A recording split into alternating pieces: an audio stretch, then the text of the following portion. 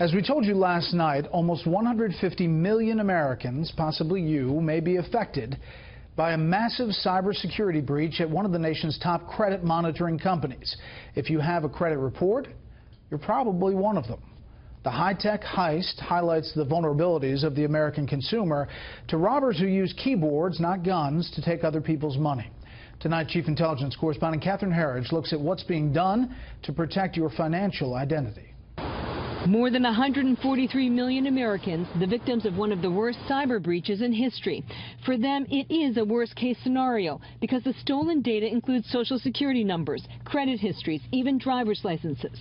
What experts describe as a roadmap for identity thieves, likely based in Eastern Europe, hiding on the dark web. 1 out of 2 Americans will be victimized by identity theft as a result of this hack.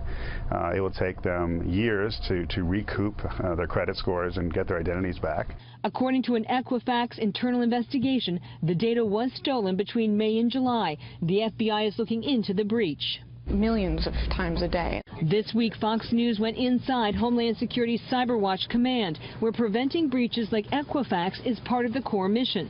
Assistant Secretary Jeanette Manfra says the team includes all levels of government as well as private industry. But when we're in an incident, this is where we would manage an incident, and we do that collaboratively because the federal government is just, we can't do it alone. The team is constantly pulsing networks to test for vulnerabilities, then advising how to patch or reduce the risk. In many cases, it comes down to a single employee, like this phishing scam. By clicking on the link, the user reveals login and password information and puts the entire network at risk.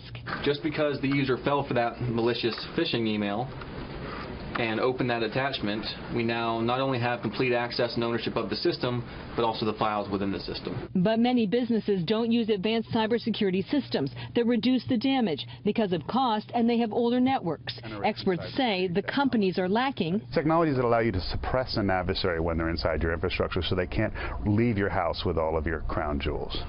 The Homeland Security cyber team is already focused on the 2018 midterm elections, describing it as one of the highest priorities on par with protecting the power grid. Brett. Good story. Catherine, thank you. You're welcome.